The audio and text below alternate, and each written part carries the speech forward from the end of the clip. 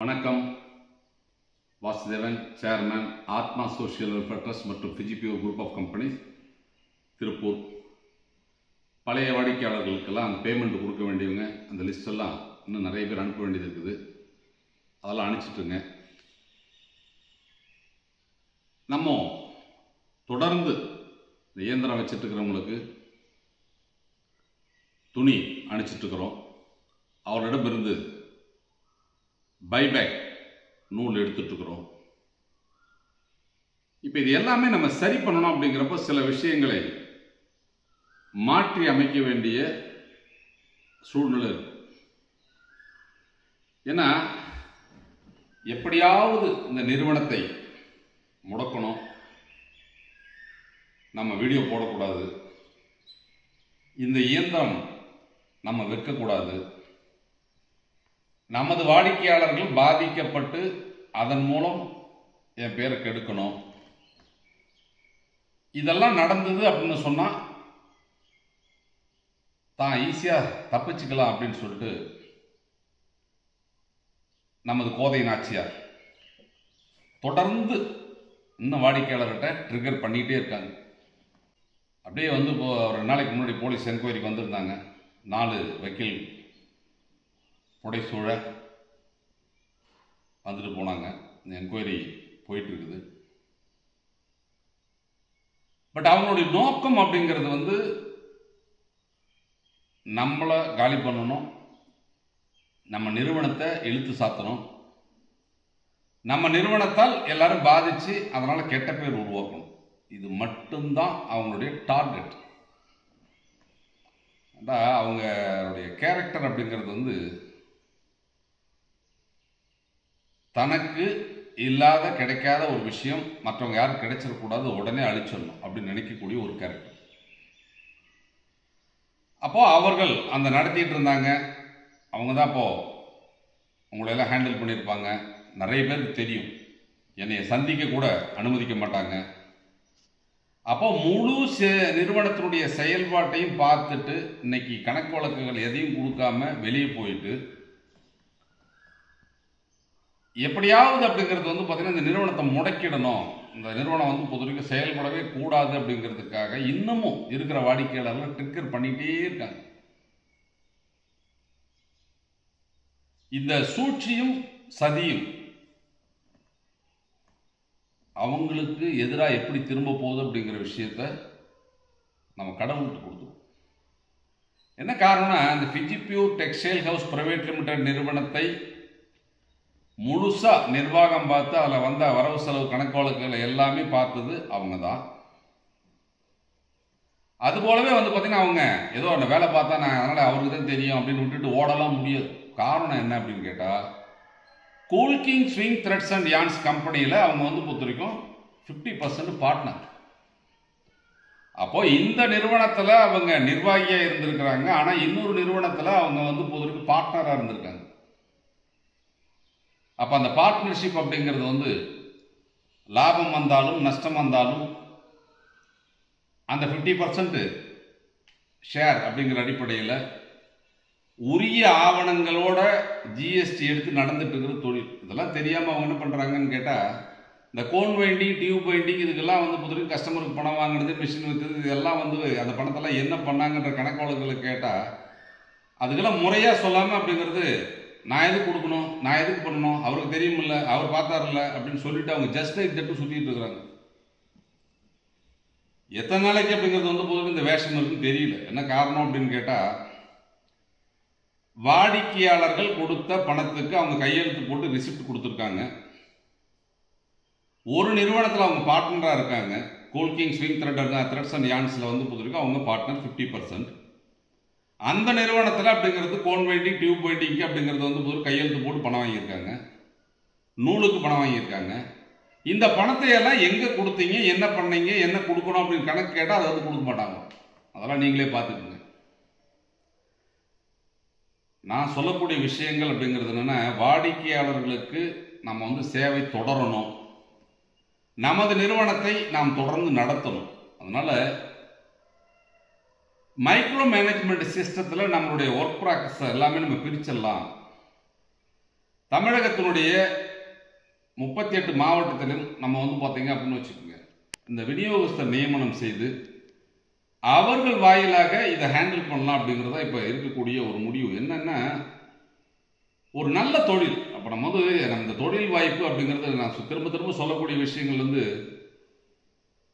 நான் இந்த நிறுவனத்தை நடத்துகிறேன் அப்படின்னு சொன்னாலோ, இல்லை இந்த தொழிலை நீங்கள் வேற இடத்துல மிஷின் வாங்கி பண்ணுறவங்களுக்கு நான் சொல்லக்கூடிய விஷயம் என்ன அப்படின்னு கேட்டால், இன்றைய சூழ்நிலையில் எத்தனையோ தொழில்கள் இருந்தாலும் இந்த பனியன் துணியில் இருந்து நூல் வேஸ்டை பிரித்தெடுக்கக்கூடிய தொழில், கோன் வைண்டிங் தொழில், பிளாஸ்டிக் உடைக்கிற தொழில், இதெல்லாம் வந்து பார்த்தீங்க அப்படின்னு சொன்னால் நஷ்டத்தை கொடுக்காது. நீங்கள் வந்து செய்யக்கூடிய முதலீட்டிற்கு வீட்டில இருந்தே ஓய்வு நேரத்தில் எளிதாக தொழில் செய்து சம்பாதிக்கக்கூடிய நம்பகமான தொழில். குறிப்பாக இந்த பனியன் துணியிலிருந்து நூல் வேஸ்டை பிரித்தெடுக்கக்கூடிய தொழில் பார்த்தீங்க அப்படின்னு சொன்னால் திருப்பூர்ல காலங்காலமாக நடந்துகிட்டு இருக்கிற தொழில். ஏதோ நாம வந்து பார்த்தீங்கன்னா இந்த இயந்திரத்தையும் இந்த தொழிலும் புதுசாக அறிமுகப்படுத்துது. பல நூறு ஆண்டுகளாக அப்படிங்கிறது வந்து பார்த்தீங்கன்னா திருப்பூர்ல நடந்துட்டு இருக்கிற இந்த தொழில் வாய்ப்பை தமிழகத்தினுடைய அனைத்து பகுதிகளுக்கும் கொண்டு சென்று வீட்டிலிருந்து எளிதாக சம்பாதிக்கக்கூடிய ஒரு வாய்ப்பை உருவாக்கி கொடுத்து, அதற்கு தேவையான இயந்திரங்களை தயாரித்து சப்ளை பண்ணி, அதற்கு தேவையான ரா மெட்டீரியலை கொடுத்து, அந்த ரா மெட்டீரியலை அந்த இயந்திரத்தின் மூலம் நீங்கள் நூல் வேஸ்ட்டாக மாற்றினீங்கன்னா உங்கள் பகுதியில் எளிதாக எப்படி விற்கலாம் என்றதை உங்களுக்கு சொல்லிக் கொடுத்து, உங்களால் விற்க முடியலை அப்படின்னு சொன்னால் நம்மகிட்ட பைபேக் கொடுத்துக்கலாம் அப்படிங்கிற ஒரு வாய்ப்பை தான் நமது நிறுவனம் 2021 இன்னைக்கு வரை செஞ்சுட்டு இருக்கு. அப்போ நமது நிறுவனம் தவறான வழிகாட்டுதலில் இந்த தொழிலை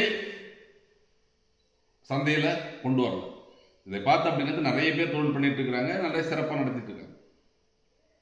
அப்போ இன்றைய சூழ்நிலையில் இங்க கைகளால் பிரிக்கிறாங்கன்னா ஒரு நாளைக்கு அப்படிங்கிறது நல்ல எக்ஸ்பர்ட்டா இருக்கிறவங்க அப்படிங்கிறது கையில பிரிச்சாங்க அப்படின்னு சொன்னா ஒரு 3 கிலோ பிரிப்பாங்க. அப்போ ஒரு நாளைக்கு 3 கிலோ கைகளால் பிரிக்க முடியும். ஆனால் இயந்திரத்தை பயன்படுத்தி 30 முதல் 40 கிலோ வரை பிரிக்க முடியும். அதற்கு தகுந்த அளவுக்கு அப்படிங்கிறது என்ன வருமானம் கிடைக்கும்ன்றதை நீங்க தான் முடிவு பண்ணி. அப்போ வந்து இயந்திரத்தை வந்து புதுட்டு நீங்க இது அரிசி மாவு மிஷின் மாதிரி துணி தூக்குள்ள போட்டால் அது நூலாக பிரித்து கொடுக்க நான் சொல்லவே இல்லை. நீங்கள் அதை ஃபீட் பண்ணணும், அதை வந்து செய்யணும், அதை உதறி எடுக்கணும், பேக் பண்ணணும் அப்படின்ற அதுக்குண்டான ரிஸ்க்லாம் இருக்குது, இல்லாமலாம் இல்லை. அதுபோல தான் அந்த கோன் வைண்டிங் அப்படிங்கிறதும் அப்படிதான்.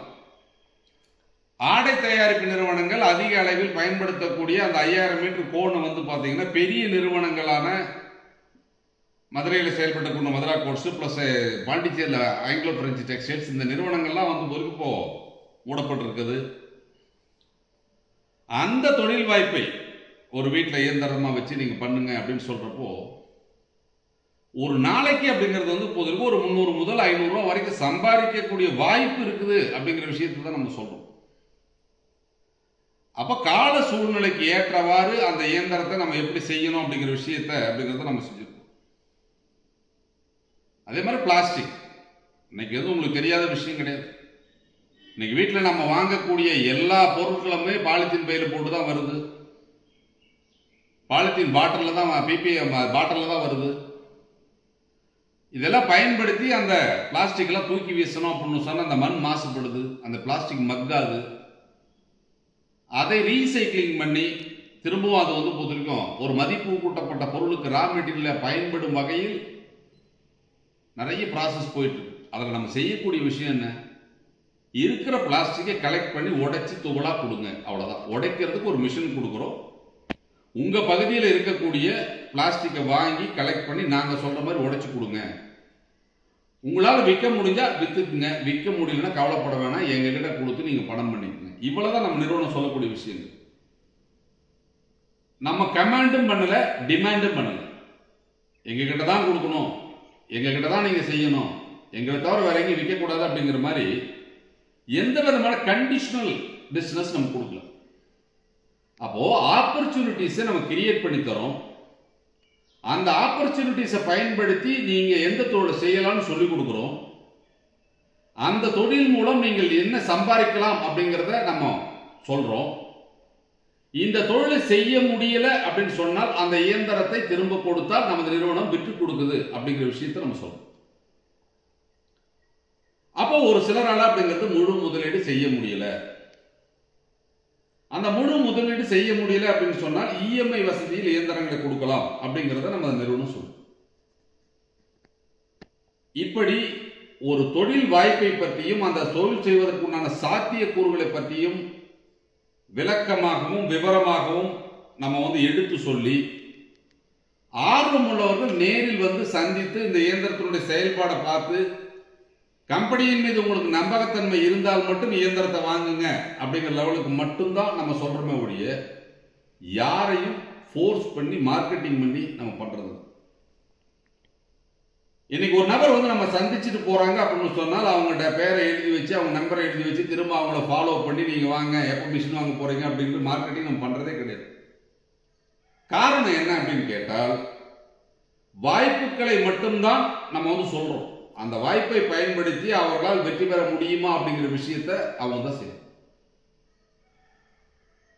அப்ப நீ நிறைய தொழில்கள் இருக்கு, அதை பயன்படுத்தி நிறைய விளம்பரங்கள் வந்துட்டு இருக்கு. அந்த அளவிற்கு பயன்பாடு அந்த தொழில் இருக்குதா அப்படிங்கிறத பார்த்தோன்னா சில தொழில் எல்லாம் பார்த்தீங்கன்னா ரொம்ப கம்மியாக தான் இருக்கு பயன்பாடு. அந்த பொருள் தயாரிச்சாங்க அப்படின்னு சொல்ல விற்கிறதுக்கு அப்படின்னு ரொம்ப சிரமம். இப்படிப்பட்ட தொழில் வாய்ப்புகள் இருக்கும்போது நம்ம பார்த்தோன்னா என்ன சொல்றோம், நூல் வேஸ்ட், அது 2 wheeler work shop, 4 wheeler work shop, painting பூத்து, இது போன்ற பகுதிகளில் அதிக தேவை இருக்குது. அதனால எல்லா ஊர்லயும் அப்படி இருக்குது, ஆட்டோமொபைல் ஒர்க் ஷாப் இருக்குது, எல்லா ஊர்லயும் பெட்ரோல் பங்க் இருக்குது, எல்லா ஊர்லயும் சர்வீஸ் ஸ்டேஷன் இருக்குது, எல்லார் வீட்லயும் 2 வீலர் இருக்குது, எல்லார் வீட்லயும் கார் இருக்குது. அப்போ உங்க பகுதியில இந்த நூல் வேஸ்ட் அதிக தேவை இருக்கிறது, இங்க இருக்கக்கூடியதை வாங்கி நீங்க பிரிச்சு பண்ணிக்கங்க அப்படிங்கிற விஷயத்தை தான் நம்ம சொல்றோம். குறிப்பா இப்ப போட்டுக்கு போறாங்க அப்படின்னு சொன்னா அவங்க 10 நாள் ஆகும் அப்படின்னு சொன்னா அவங்களுக்கு இந்த கையெல்லாம் துடைக்கிறதுக்கு அப்படிங்கிறது புதுக்கு வேஸ்ட் தேவைப்படுது, காட்டன் வேஸ்ட் தேவைப்படுது.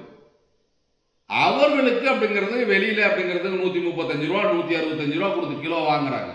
இப்ப 50 ரூபாய்க்கு துணியை வாங்கி அவங்க பிரிச்சு எடுத்துட்டு போனார்னா அவங்களுக்கு பாத்தீங்கன்னா லாபம் கிலோவுக்கு ஒரு 50 ரூபாய் கிடைக்கும் என்ற அடிப்படை விஷயத்தை தான் நம்ம சொல்லிக் கொடுக்கணும்.